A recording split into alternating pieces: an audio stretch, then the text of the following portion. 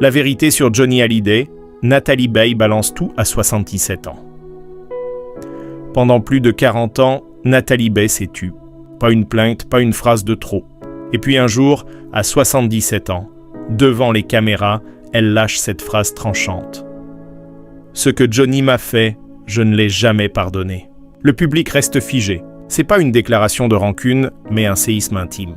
La France découvre soudain que derrière le visage lisse d'une actrice respectée se cache une histoire de silence, de douleur et de dignité tenue jusqu'à l'épuisement. Ce n'est plus seulement une confession, c'est un acte de survie. Pendant des décennies, Nathalie Baye a incarné la réserve. Sur les plateaux, elle brillait par sa sobriété. Dans la vie, elle fuyait la lumière. Jamais un mot sur sa vie privée, jamais un écart public. Elle semblait appartenir à cette génération d'artistes qui savaient encore disparaître derrière leur rôle, laissant le mystère comme ultime élégance. Mais le mystère ici cachait une cicatrice. En prononçant ces quelques mots, Nathalie ne cherche pas la pitié. Elle cherche la vérité, celle qu'elle s'était refusée pendant 40 ans. Une vérité simple, presque nue. On peut aimer, être détruit, se reconstruire et ne jamais pardonner. Il n'y a pas toujours de rédemption, seulement la survie. Sa voix ce soir-là ne tremble pas.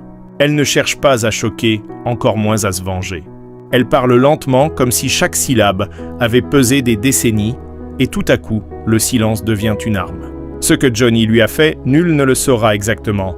Mais ce que Nathalie révèle, c'est bien plus profond que les faits. C'est le poids d'une blessure qu'on apprend à porter sans jamais la guérir. Dans une société fascinée par le scandale, ce moment a quelque chose de presque sacré.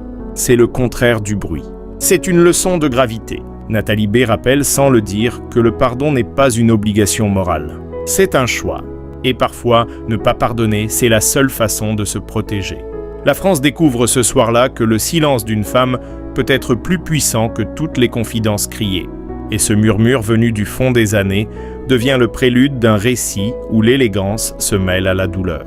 Nathalie Marie Andrebe est née à Manille en Normandie dans une maison où la musique et la discipline régnaient. Ses parents, Maurice et Claudine, étaient danseurs professionnels.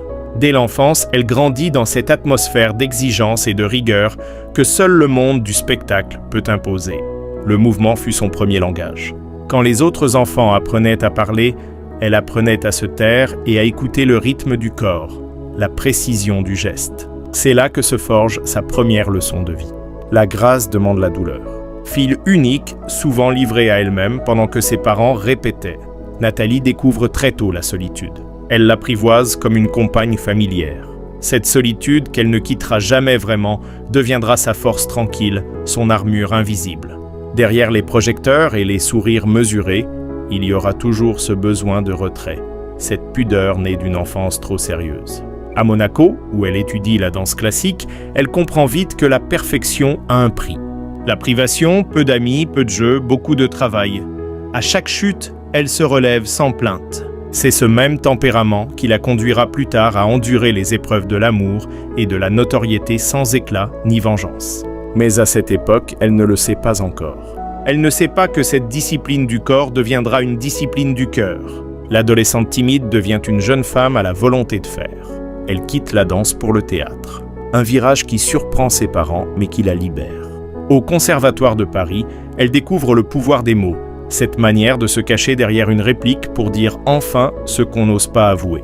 Pourtant, même sur scène, elle reste dans la mesure. Nathalie joue comme on respire sous l'eau, sans éclaboussure, avec une maîtrise presque douloureuse. Ses professeurs la décrivent comme réservée mais brûlante. Ce paradoxe la suivra toute sa vie. Un feu enfermé dans une cage de verre. Quand elle entre dans le cinéma des années 1970, le monde ne voit que son élégance. Personne ne devine la petite fille qui a appris à ne pas pleurer. Et pourtant, c'est bien cette enfant silencieuse qui deviendra la femme capable de traverser les tempêtes sans jamais se briser. Ce que Nathalie portera en elle depuis ses premiers pas dans la lumière, ce n'est pas seulement un talent, c'est une endurance. Une endurance née de la solitude et du silence, de cette capacité rare à souffrir avec grâce. C'est ce qu'elle a appris très tôt, se taire pour mieux durer. Les années 1970 s'ouvrent comme un rideau de théâtre. Nathalie Baye a 25 ans et une douceur qui attire l'œil des réalisateurs les plus exigeants. Son nom commence à circuler, mais c'est François Truffaut qui, en 1973, scelle son destin avec La Nuit américaine. Dans ce film, le public découvre une actrice à la lumière singulière, ni séductrice ni fragile, mais intensément humaine. Une présence rare, faite de calme et d'écoute, comme si chaque émotion passait par un battement de cils plutôt que par un cri. Le succès ne tarde pas. Les films s'enchaînent. Une étrange affaire la balance, sauf qui peut la vie. Les critiques parlent d'un phénomène silencieux. Elle joue comme on respire, sans artifice, sans geste inutile. Cette économie de moyens fascine. Dans un cinéma français encore obsédé par les excès, Nathalie impose une autre forme de puissance, celle de la retenue. En 2006, elle obtient son 4e César pour Le Petit Lieutenant. Un record, mais elle n'en parle presque pas. Les récompenses glissent sur elle comme la pluie sur une vitre. Elle reste fidèle à son credo. L'élégance du nom dit « pas de scandale, pas d'interview racoleuse, pas de confidence livrée aux magazines ». Son art consiste à suggérer plutôt qu'à montrer, à incarner plutôt qu'à raconter. C'est ce qui fait d'elle peu à peu une légende de discrétion. Mais cette perfection si admirée cache une tension constante. Derrière la maîtrise, il y a la peur de l'effondrement. Derrière la pudeur, un monde intérieur en désordre. Nathalie le sait, la lumière du cinéma éclaire autant qu'elle brûle, et plus elle avance, plus cette clarté devient un fardeau. La reconnaissance publique ne comble pas les vides privés. Chaque tournage est une fuite. Chaque personnage une autre façon de ne pas parler d'elle. Dans les coulisses, elle observe les autres actrices se confier, s'exposer, se livrer. Elle préfère le silence, non par orgueil, mais par instinct, car elle sent que le monde du cinéma est un théâtre cruel où la vulnérabilité se paie cher. Alors, elle construit autour d'elle un mur invisible, un mur fait de dignité, de travail et de distance. C'est ce mur, paradoxalement, qui attirera Johnny Hallyday. Lui, l'orage est lié la mer calme. Leur rencontre va faire exploser ce fragile équilibre et ouvrir la porte à une passion aussi flamboyante que destructrice. Ce que Nathalie ignore encore, c'est que le cinéma, cette école du silence, n'était qu'un prélude. La vraie épreuve, ce sera l'amour et cette fois, aucun rôle ne la protégera. C'est en 1982, sur le tournage du film Détective de Jean-Luc Godard, que tout commence. Johnny Hallyday arrive avec son aura de légende, ses excès, son magnétisme brut. Nathalie Baye, déjà reconnue et respectée, l'observe avec cette distance curieuse qu'ont les femmes lucides face aux hommes incontrôlables. Lui, c'est le feu, elle est la glacée. Et pourtant, quelque chose d'irrésistible se produit. Deux solitudes se reconnaissent. Deux mondes incompatibles s'attirent comme des aimants. La presse s'emballe. On parle du couple feu et glace. Les photographes les traquent, le public les adore, mais la réalité derrière les flashs est moins scintillante. Johnny vit la nuit, son livre de musique et de vitesse. Nathalie, elle vit le jour, la rigueur, le tournage, l'éducation, la structure. Cette différence au début séduisante deviendra un gouffre. En 1983, leur fille Lauranite. Nathalie dit plus tard que ce fut le plus grand bonheur et le début d'une autre solitude. Johnny, souvent en tournée, disparaît pendant des semaines. Quand il revient, il est ailleurs fatigué, perdu, enfermé dans ses démons. Drogue, alcool, nus sans fin.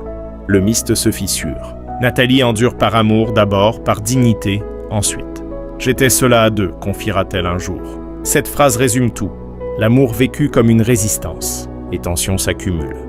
Les absences de Johnny deviennent la norme. Ces trahisons des rumeurs. On lui prête des aventures, notamment avec la chanteuse Nathalie Cardon. Nathalie Baye ne dit rien. Elle garde le silence encore et toujours. Mais ce silence-là n'est plus celui de l'enfance ou du métier. C'est celui d'une femme blessée qui refuse de s'humilier publiquement. Elle choisit la dignité plutôt que le spectacle. Et ce choix, aussi noble soit-il, la ronge peu à peu. Sans fracas, sans communiquer, sans drame. Elle prend l'URA et quitte l'univers de Johnny. La France découvre la nouvelle comme une rupture de conte de fête, mais pour Nathalie, c'est une question de survie. Elle sait qu'elle doit s'éloigner avant de disparaître. Tout à fait. Johnny, lui, continue sa route de star, accumule les concerts, les passions, les excès. Nathalie, en retrait, élève sa fille dans un monde de silence, de pudeur, de force tranquille. Les années passent et la légende de Johnny grandit. Mais plus elle grandit, plus l'ombre de Nathalie s'allonge. Dans les médias, elle devient l'ex, comme si toute sa valeur s'était réduite à ce lien passé. Elle ne proteste pas. Elle continue à tourner, à incarner des femmes fortes, lucides, parfois brisées. Ses rôles deviennent des miroirs, des confessions muettes.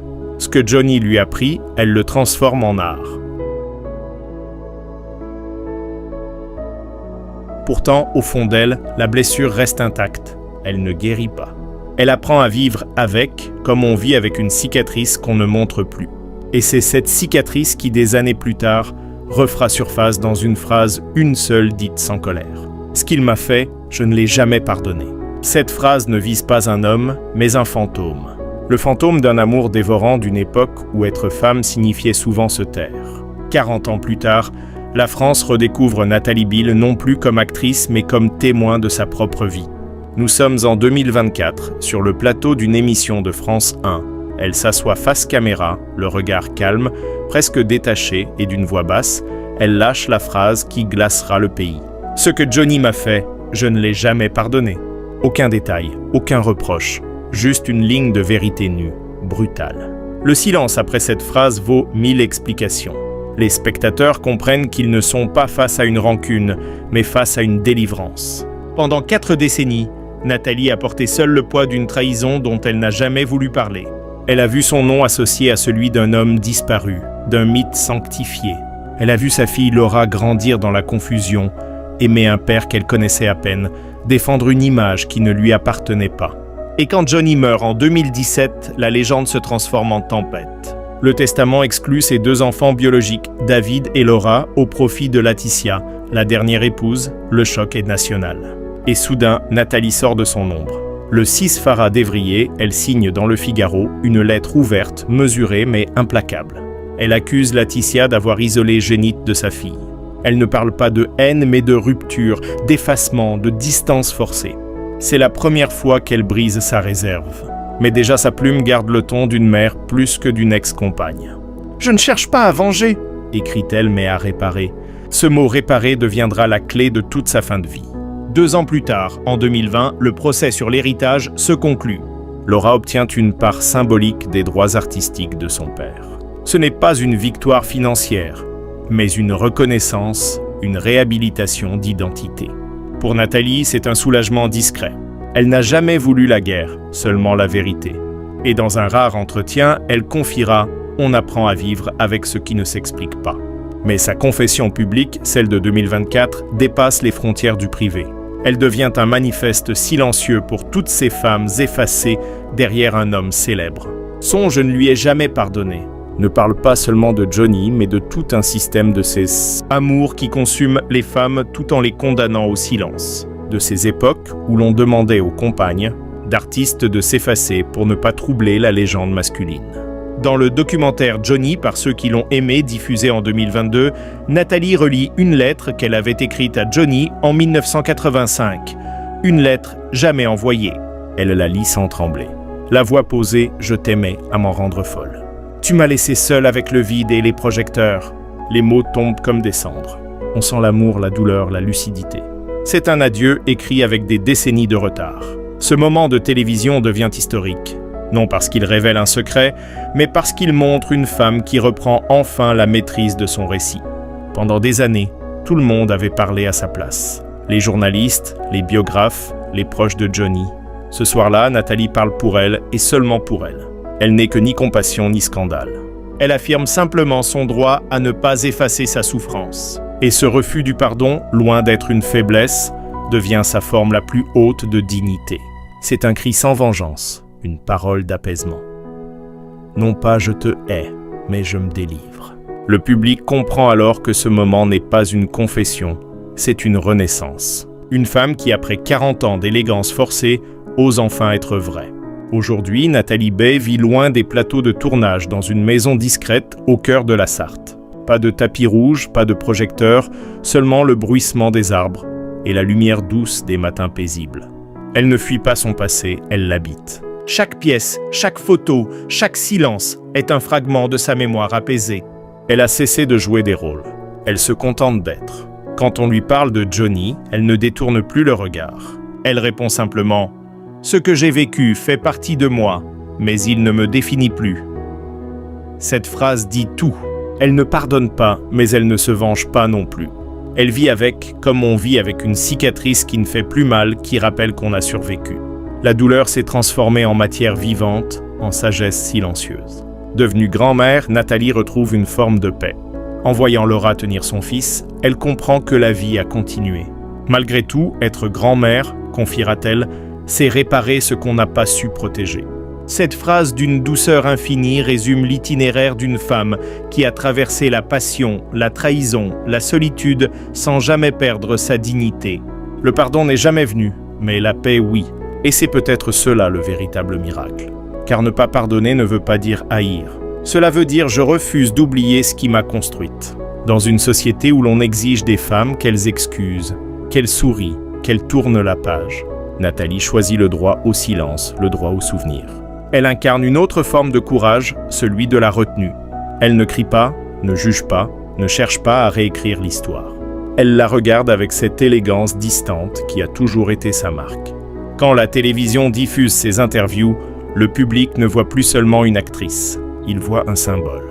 Une femme qui a vécu dans l'ombre d'un homme légendaire, mais qui au crépuscule de sa vie réussit à reprendre la lumière, la sienne, non pas celle du glamour, mais celle du vrai, du sincère, de l'humain. À 77 ans, Nathalie Baye ne joue plus. Elle témoigne, elle parle pour toutes celles qui ont aimé trop fort, trop tôt, trop seul. Et dans cette parole, il n'y a ni accusation ni pardon, il n'y a que la vérité. Son dernier rôle sans caméra, sans texte, sans maquillage, c'est celui d'une femme qui a survécu à son propre silence. Et peut-être que c'est cela le plus grand acte de courage, se tenir debout sans bruit et dire enfin « Je n'ai pas pardonné mais j'ai vécu ».